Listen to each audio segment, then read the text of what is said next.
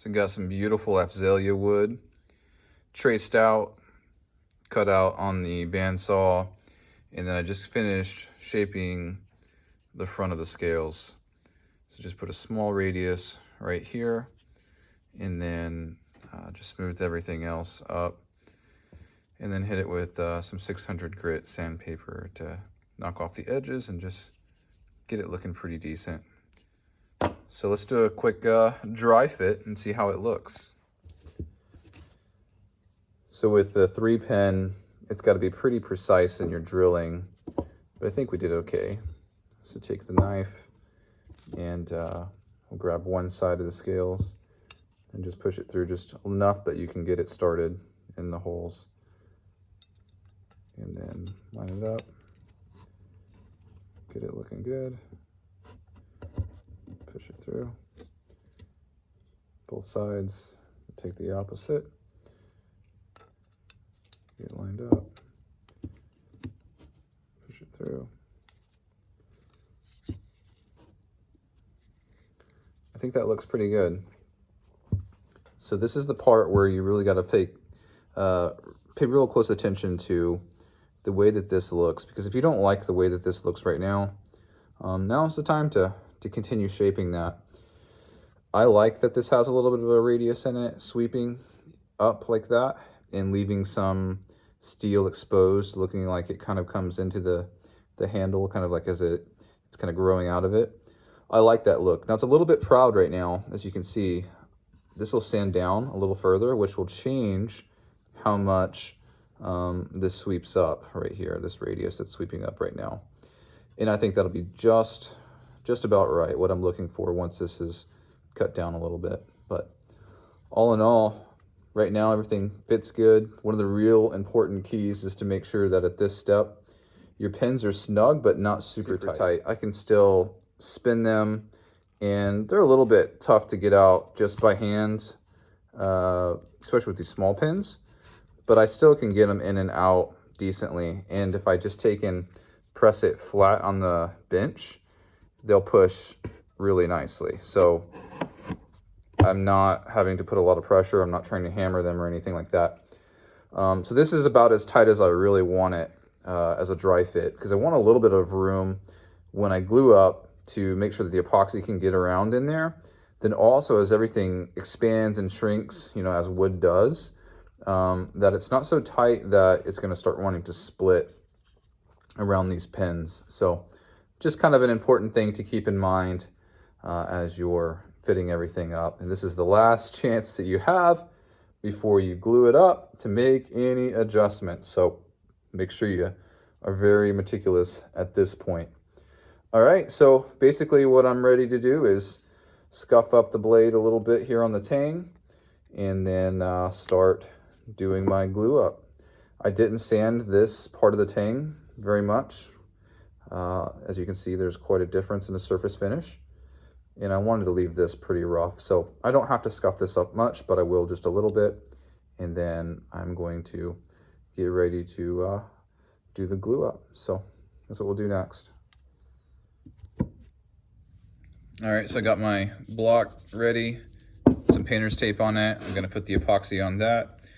For this one, I'm just gonna use some Gorilla 2-part epoxy. I have the West System stuff and all that, but this 5-minute epoxy will be just fine for what we're doing right now. I've got a little glass container of brake cleaner and some Q-tips and a couple of shop towel rags ready to go for some cleanup. So throw my gloves on, and then I'll put the knife in the little vise here,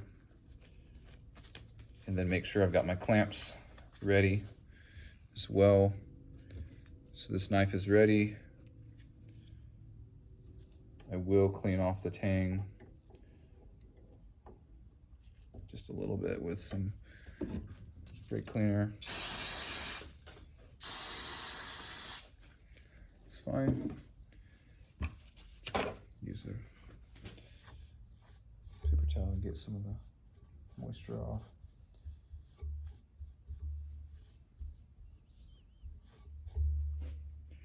Look how dirty that is. And this is after being cleaned. But there's always just still more stuff that you can get off with some brake cleaner or some carb cleaner. So, okay, so that's pretty good, prepped up. It's scuffed up enough, ready to go. I have my scales laid out here with the pins. I've got them left and right, and at this stage it's pretty obvious which one's which, and so I can't really mess that up. Got my epoxy. Let's go ahead and mix that up. Got my clamps right over there, ready to go. You do not want to be searching for clamps. You don't want to be searching for Q-tips. You don't want to be searching for anything at this point. So once you mix this stuff up, it's go time. And it's always better to have a little bit extra than not enough. So you don't want to get halfway through applying it and figure out that you're going to be short. So mix this up real good.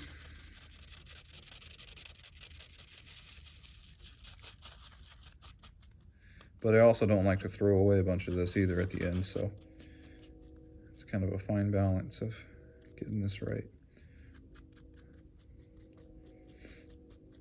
And this looks on the thin side, but I should have plenty.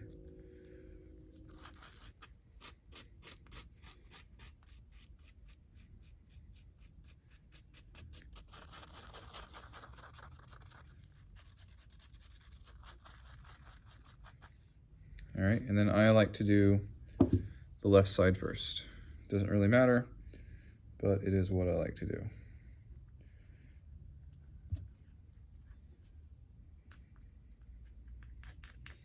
And I like to sneak right up to the edge, not put a ton on the edge because I don't want it all squeezing out everywhere.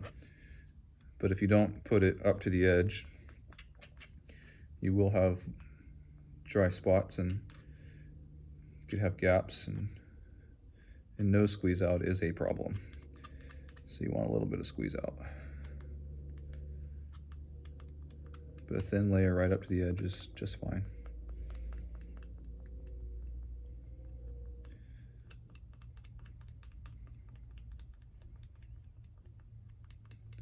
So it looks good. Grab my pen, roll it in some epoxy, go in the hole. Looks good. Epoxy the pen, slide it through the knife, and then grab another pin, epoxy, and this is the bottom pin, so I go through there. The other pin, same routine. And I like to spin it when I go in.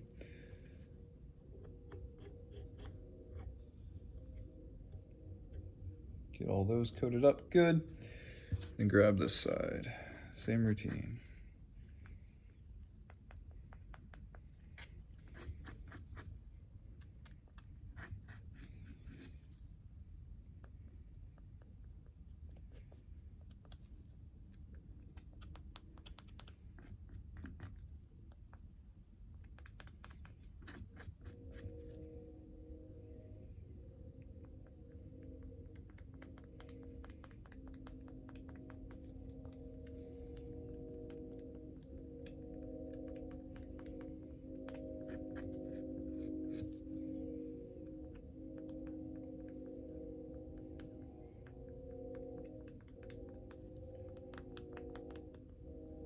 All right, looks good.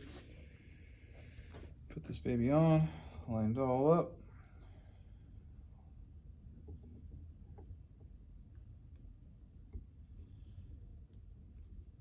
Push all the pins through enough.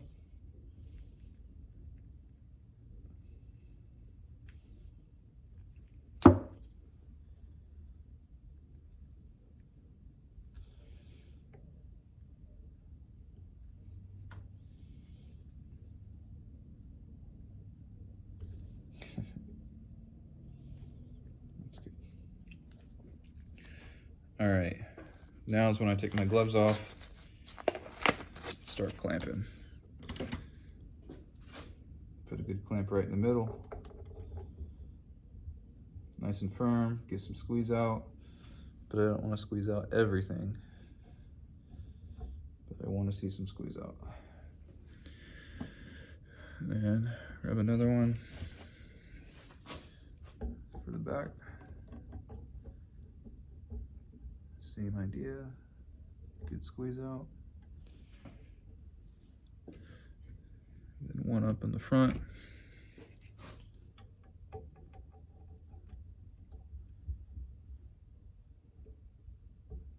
Looks good. And for good measure, I think I'm gonna put one more right here.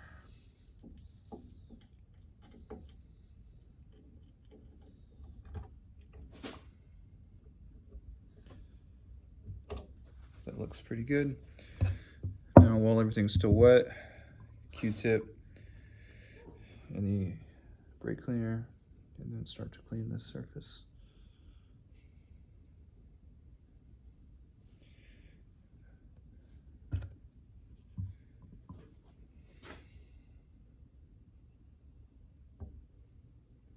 Do it on the wet side first, then follow it up with the dry side, and I just do one pass per side of the Q-tip because you do not want to be dragging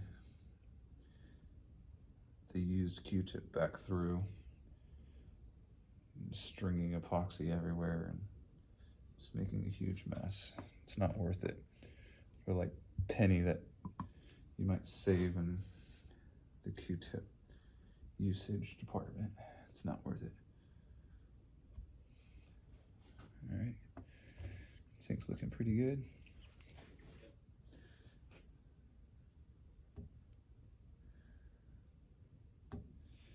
And you don't want to be fiddling with it a ton after it starts drying a bit, because otherwise you'll just be smearing epoxy around that's kind of halfway started to cure and set up, and it'll get real gummy and it just looks like trash. So you want to hit this quick and then leave it alone. So I'm looking, making sure I've got evidence of squeeze out everywhere, top and bottom.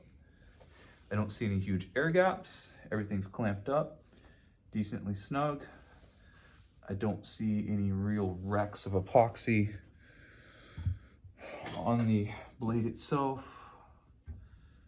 One more little wipe right here. And I should call that pretty much good. I'm gonna stop messing with it because I'm at that point where it's starting to set up and I don't want to screw it up. So take you around. This is kind of what it's looking like right now. Looks decent everywhere.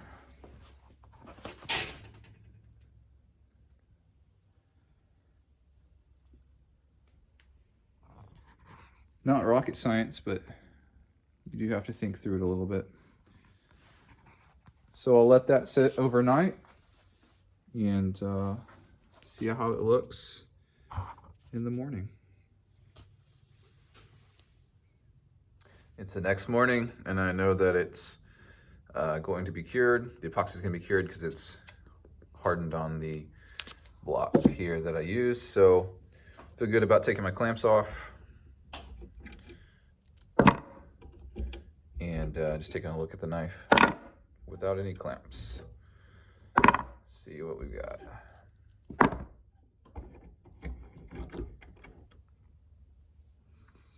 Everything looks good. Good coverage of epoxy everywhere that I can see. And ready to start doing the final shaping. So give you a little bit better angle here. Got good coverage. You can see squeeze out top and bottom. Looks good all around the back. And then on the front sides of the scales towards the front of the knife, looks good. I can see it's shiny, which means that I got some epoxy in there. And overall looks good, ready for final shape up. So we'll do that later today.